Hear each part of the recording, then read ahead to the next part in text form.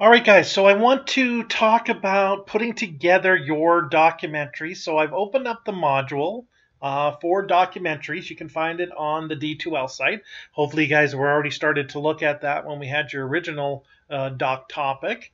So after you've completed your shooting, you're going to be shooting everything on the phone. You're going to do your different interviews. I'm going to need you to put it together, which means I'm going to need you to write an editing script. Okay. Now, the editing script for a documentary looks very much like a editing script for a news story, because the reality is a news story is really just a very short version of a documentary. All right. So it'll be a 2-column script. I'm going to leave a template up on the D2L site, so you can use that as a way to start piecing together your material. In the module, all right, so the first thing that you're going to want to do is kind of go through your footage, right? Hopefully Dwayne has given you guys some guidance, and I'll post some things too as well on how you're going to take your footage off your phone, how you can take it off of your individual cameras if you're going to use your own camera. And again, that could be different from cam to camera. Right, so this is one of the things that we're going to have to live with. It's not the continuity of using the same camera and the same procedure for everybody. You're all using different cameras, so there could be some issues. Again, you all have my phone number. We can be texting. We can be talking about ways, and I might be able to talk you through some of that. Dwayne might be able to help you out with that too as well. But the first thing you're going to do is go through that material. Okay. The first thing you're going to do, guys, is listen to your interviews.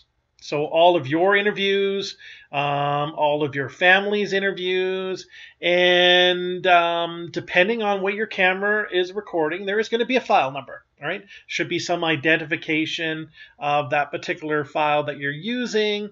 And when you're in Premiere Pro in the source window, you're going to want to use the time code that goes with that particular file for your time codes, because I'm going to want you to look at your interview and start to pick out possible clips that you're going to put into your edit. And those clips need to be time coded. So you would do a time code for the in point of that clip. You would do a time code indication for the out cue of that particular clip, and then you would transcribe it. So for example, I got an example up here. The file number would be 652.1290. The time code would be at 1842 to 1847. So 18 minutes and 42 seconds to 18 minutes and 47 seconds.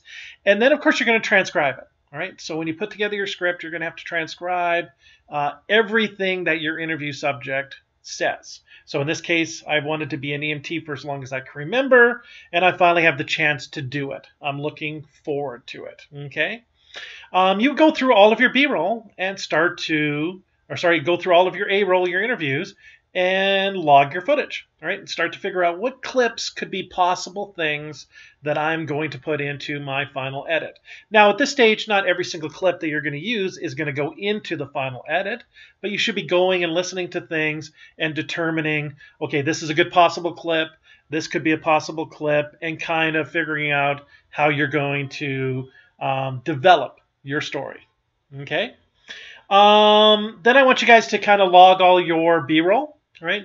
Kind of go through everything, figure out what is your good shots, things that you might use as B-roll to go over top of all these A-roll interview elements, okay? So take notes of good sound ups, take notes of shots that can match with your interview subjects, what they're saying, stuff that's going to match with your voiceover narration that you're going to write to kind of bridge and do everything together, okay? So I have a example log sheet in there, so you can take a look at the log sheet. You just put down the file numbers, you put down the type of shot that you have done there, medium shot, wide shot, close-up, and then you put down some remarks. So the first one is 525-0078, medium shot of interview subject, paramedic walking into the ER, okay? 525-0079 is a close-up of the paramedic signing into shift. Okay, so you're just kind of going through your material and figuring out what is possible usable material, because this is going to help you in the edit later on, so you can start to match up things with the different things that you have chosen. Okay, editing script, guys. It's going to be a 2-column script. Right? Now, the two-column script is very common in this situation. We use them for news stories. We use them for all kinds of different types of television programming, and they're very common in a documentary situation where you're kind of creating the plan on how you're going to edit your material. Okay.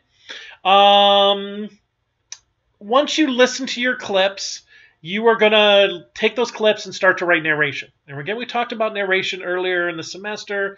That's where you guys are going to kind of be, the tour guide for your audience, right? You're writing things that are kind of bridging between the various clips that you're doing. Okay. And again, like we talked about earlier, a lot of what you're going to put into narration will be information from your interviews that you might not use as a clip, right? So you're going to kind of use that information to help kind of write and guide into things. Okay.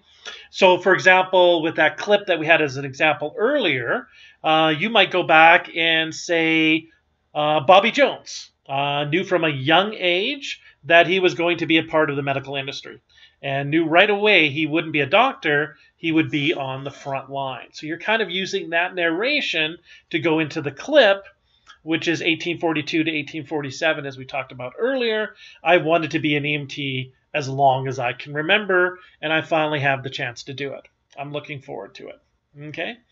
And that's how you write your narration. You really listen to what your interview subjects are saying and kind of write your material to kind of bridge between things. And then you throw in some sound ups, right? Sound ups can be kind of nice transition tools. Out of a clip is a great place to put a sound up because it kind of goes into the voiceover that you're going to now use to kind of lead into the next clip, right? So there's a lot of opportunities for these different kind of things. Once you've figured out all of that material, you've written your narration, then you would put it into a script, okay? And in the script, it will be a two-column script. Now, the two-column script is everything on the right-hand side of the script will be the voiceover narration that you're writing, okay? Everything on the left-hand side of the script will be the A-roll elements that you're going to use for your doc, all right? So this particular example called Renters is starting with a sound up. It's a sound up of somebody adding up bills, right? So there's obviously got a shot of somebody sitting at a desk going through all the various bills that they're doing, okay? And then it goes into some narration. Alberta's economy is great for most Albertans, but not everyone. It's hard enough for some Albertans to keep ahead of the rising cost of living these days, right? And blah, blah, blah. You can read the rest of the voiceover, and it's written in a way that's leading us up to the interview clip. All right, and the interview clip, and that is always on the left-hand side, very much like your sound up, because it's an A-roll element. You would put down the time code. All right, so in this case, it's 543, the file number. Now, you would also put a time code out as well on the script. This one is not showing one, but there should be one there. The name of the person and their title. In this case, it's Debbie Turgeon, renter. And then you put that transcription that you did earlier when you were writing your scripts, okay? So you transcribe that and you put that down there. The reason you have to do this kind of stuff, guys, just to let you know, is yes, you are editing your doc. But it is very common that you are going to take this material and you're going to give it to somebody else to edit. All right, so that's what the editing script is all about. They get a chance to see exactly what every single detail is that you are attempting to do in your documentary, your story that you are kind of telling. So the script has to be very detailed. Now, the script is A-roll detail. Voiceover narration is A-roll. Interview clips are A-roll. If you did something on camera with the host or stand-up, that's A-roll. You'll notice on the script when I scan through this, you can see there's no information about B-roll. Your B-roll doesn't have to be on your editing script. You know you're going to put B-roll. You're going to put B-roll over the voiceover narration here at the top, okay? You're going to put B-roll over this one line of voiceover narration here where the person says, Red Trout makes no apologies, okay? You're going to put some B-roll over top of interview clips, right? Especially if they're long interview clips, right? And you're going to want to cover things that way. But it doesn't have to appear on your script, right? Your script is just A-roll elements.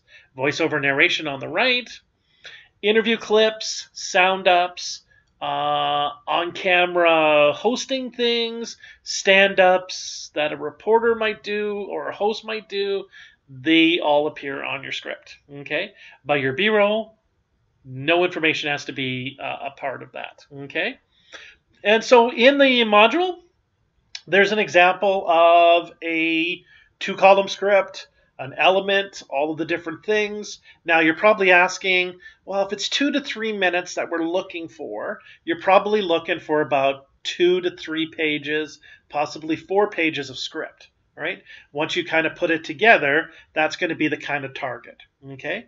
And I want you guys to have this script written before you go into Premiere Pro and you start to lay it down.